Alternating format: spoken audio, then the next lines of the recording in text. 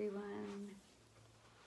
It has been a long time since I videoed myself, and I've been wanting to do my birth story for so long, but mum life is on another level and you literally get like half an hour of you time a day, if that. She's sleeping right now, but I have tried to do this video so many times, and I bet the second I even get into detail she'll start crying, in which case I'll try and bring her out anyway to finish the video. But so the last time I did a video, I think I was only like 25 weeks pregnant, and I think after that it was just I was so heavily pregnant and still working as well. I think I was working up until I was 36 weeks pregnant, so it was just like too much going on for me to even record. Alright, so let me get into the story. So I think it got to her due date and she still had not come yet, which was weird because I really thought I was going to be early, and I ended up being late. So I went into labour 1 week and 1 day late. So I was 41 weeks and 1 day when I had her, and I started getting contractions at about 2:30 in the morning. Now by this stage I was getting Braxton Hicks like fairly regularly, so I kind of just thought that that's what they were to begin with, but they were sort of, these ones, I had to breathe through them, like I could feel them coming, and I had to breathe really deeply to get through the contractions. I didn't wake Trav up at this point. I let him sleep till like maybe 5:36 in the morning, and then I told him that I'd been having contractions since 2:30 and that they hadn't really gone away. They were 10 minutes apart, and it stayed that way for I don't know how many hours, but it didn't really go up and down like how a lot of people describe it. It went from like every 10 minutes for hours, and then it went down to like every 5 minutes by like 12 in the afternoon. I think it was down to every 5 minutes.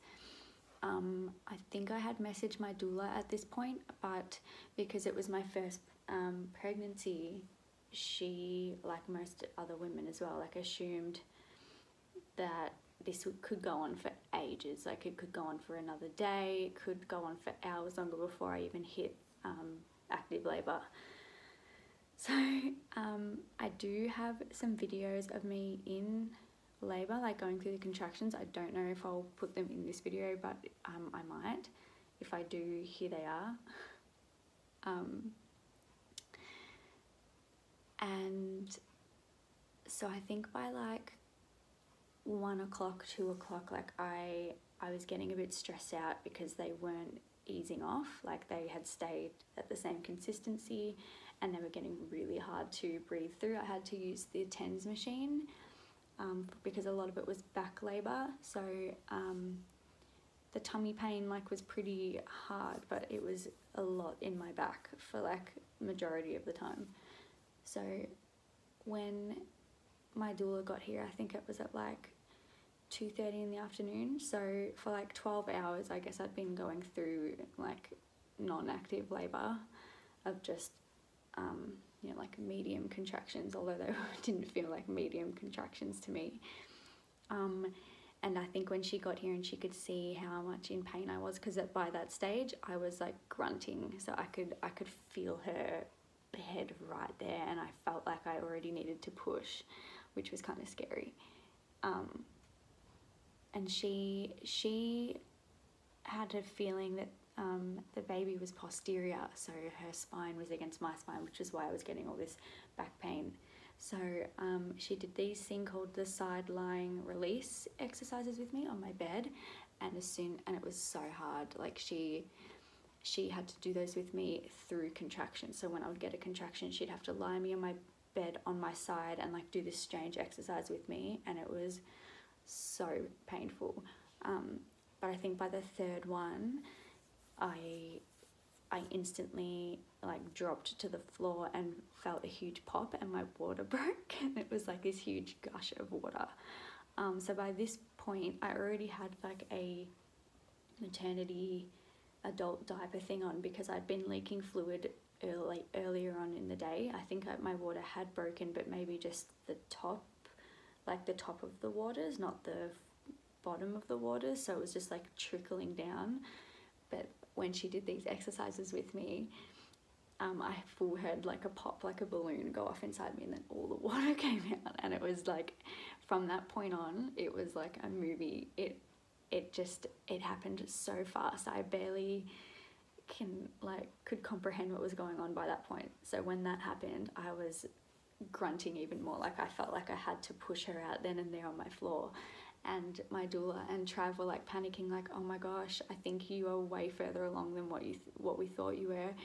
I think you're gonna have this baby here. Like, you need to decide, Cassie, do you want to have this baby now and we'll call an ambulance? Do you want to try and make it to the car and get to the hospital? And I just didn't know what to do, because I was in so much pain. I couldn't even get off the floor, like to the bed, let alone get my stuff together and go to the car. But after I think maybe 5 minutes of really just trying to pray in my head, like, God, what do I do? Where do you want me? Where am I meant to be? It felt like I had to go to the hospital. So I somehow like managed to get into the car.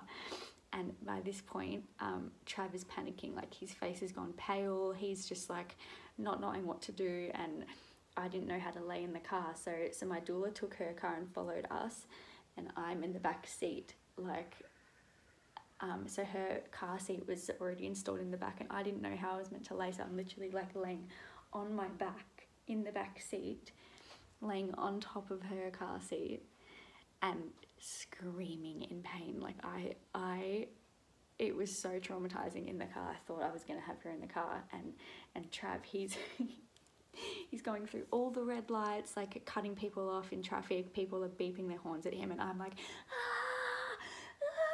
like, Trav, I'm gonna have her now, like, hurry up.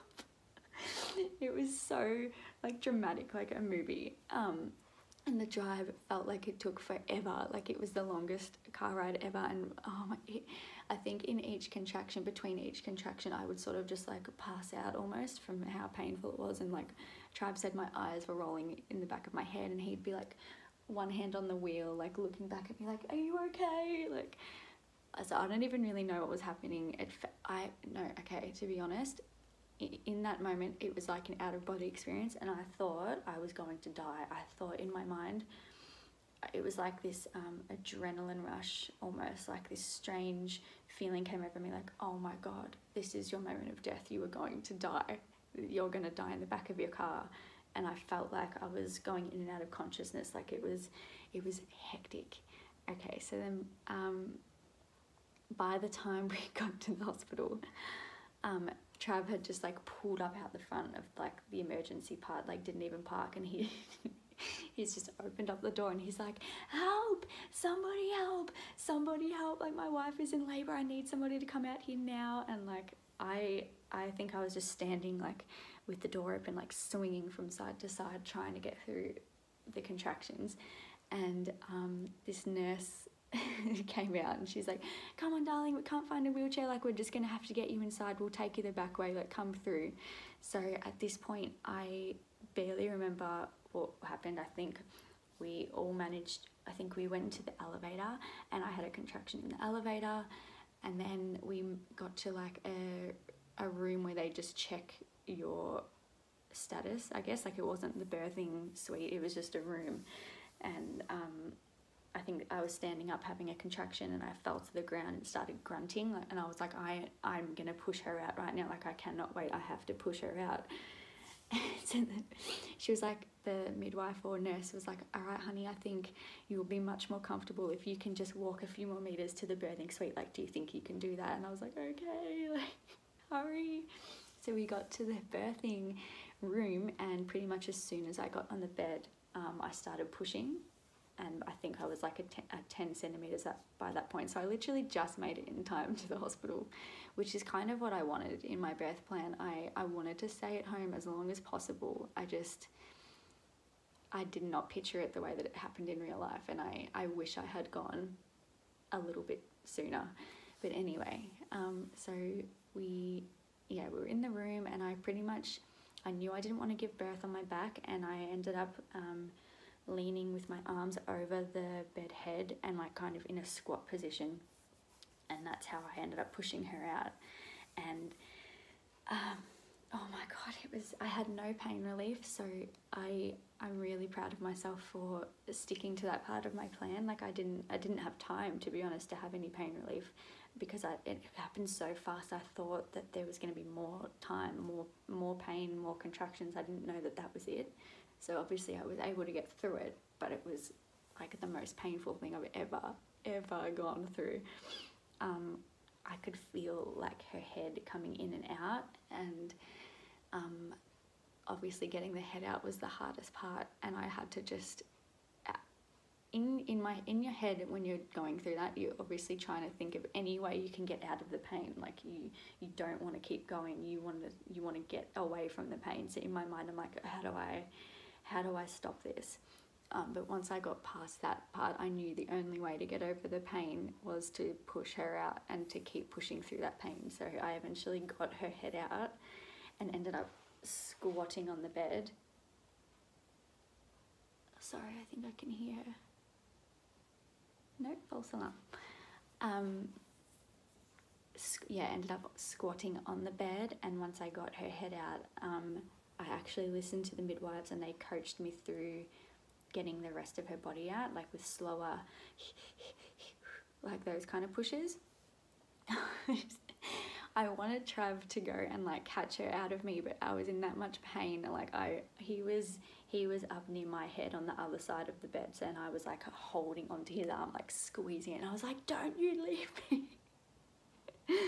Oh, the poor thing. Like he was so sweet. He was just in between like all the pushing. He'd just like have a little cup with a straw and kept trying to like give me drinks of water and like rubbing my back. And at the same time, my doula, who was also the birth photographer, she was like taking photos as well the whole time, which I looked just so horrible. Like it was not Instagram worthy. Like you see these girls on Instagram like with their birth photo, and they just look glowing, like they must put on makeup and have their hair like sort of done, and just I don't know how they look that good, but oh my God, I looked the worst I've ever looked. Like I couldn't even do my hair at that point. Trav had to put my hair up for me. And all the photos when I got them back, like when she's come out of me, so actually I finally pushed her out and the cord was wrapped around her neck, and they had to like pass her through my legs because I was still like kind of leaning over the bed, so, and she came out like from under me, so they had to pull her through my legs, and like I had her eventually like this, and she wasn't breathing, and they told me to blow in her face, which was kind of weird, but I did that, and then she started crying instantly, and then like that must have been when Bree, my doula, got the shot of my face like looking at her, and I was like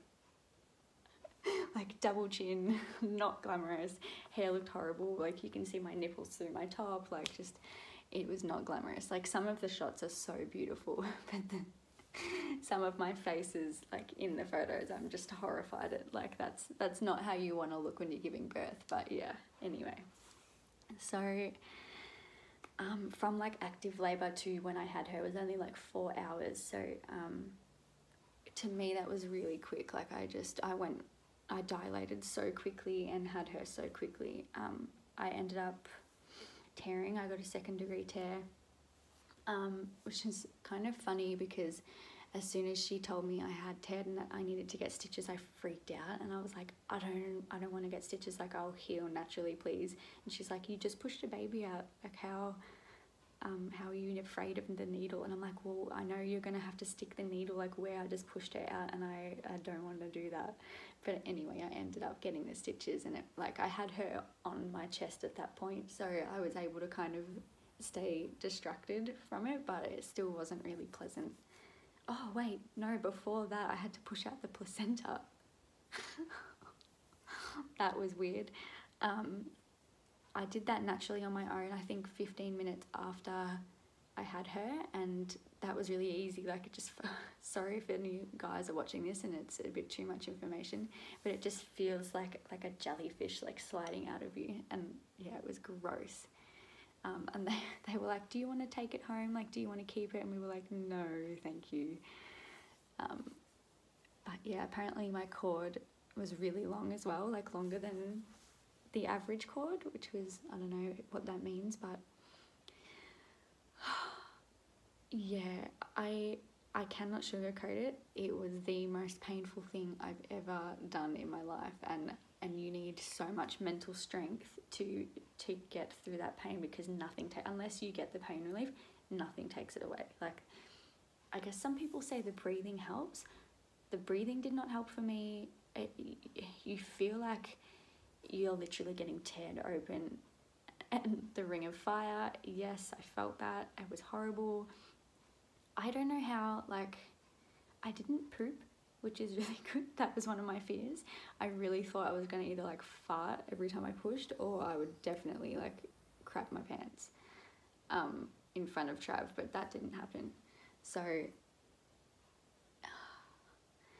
yeah, I don't know, it was the weirdest experience of my life. Like, I was in that much shock at how fast it happened that I couldn't even cry when I saw her. Like, it was more just like, I held her and I was like, oh, what the hell just happened? Like, did that just happen? And yeah, I don't know what else to say. It was just, it was so surreal. And like, the amount it's been, like, so she's 8 weeks old tomorrow, and I just don't even know where that time has gone. And I want to do so many other videos. Like, I just so understand now all the mums that are like, I'm going to be this type of mum and I'm not going to let them do this, and this is how I'm going to do this. And no, I have almost done everything the opposite to what I wanted and what I had planned. And I just am in awe of any woman that can give birth to a child and survive the first few weeks. I don't know how you don't kill your child in the first few weeks. Like, I don't mean because they're making you angry. I mean, like, I don't know how I didn't kill her. Like, how did I keep her alive is what I'm trying to say. Like, how do you keep the baby alive? Like, it was so scary. Anyway, that's for another video, but I do want to do one on my breastfeeding journey, and definitely postpartum. That's probably going to be my most interesting one to share. And just, even I might even get Trav on one of the videos just to talk about the expectations we had versus the reality of what really has happened in our journey. And yeah, just what parenthood is really like. Because let me tell you, it is the hardest thing I've ever done. Like, all those times I would complain and come home from work, like after a long hard shift, like, this is so much harder. It's so much harder. This tiny little person like relies on you for everything, and just like when they're crying and you don't know what to do and like nothing helps them. Oh, yeah. So anyway, that is like in a nutshell my birth story. I've probably left stuff out. Hopefully you've seen a few videos if I've put any in. If I haven't, I'll try and put some in another video. But yeah, I just thought I would finally come back on because it's been a long time, and I finally have a moment while she's asleep to like come and do something for myself. So yeah, anyway, that's it.